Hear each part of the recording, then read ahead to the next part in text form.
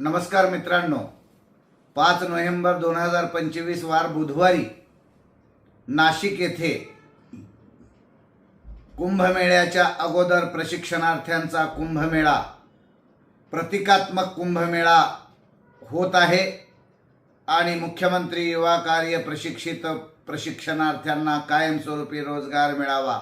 आणि त्यांच्या मानधनामध्ये दुप्पट वाढ व्हावी याकरिता राज्य सरकारचे लक्ष वेधण्यासाठी आपला आक्रोश या गोदा तीरावर आपण करावा आणि महाराष्ट्राच्या 36 जिल्ह्यातील कानाकोपऱ्यातून मोठ्या संख्येनं 1,75,000 प्रशिक्षणार्थी आणि त्यांच्या परिवारातील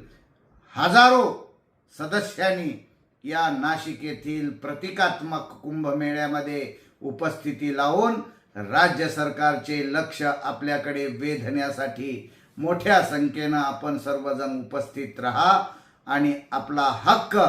आपला कायमस्वरूपी रोजगाराचा प्रश्न आणि मानधनाचा प्रश्न सोडवण्यासाठी मोठ्या संख्येनं आपण नाशिक येथे उपस्थित राहा अशा प्रकारचं आवाहन मी बालाजी पाटील चाकूरकर करतोय। मी येतोय, आपणही या। धन्यवाद। जय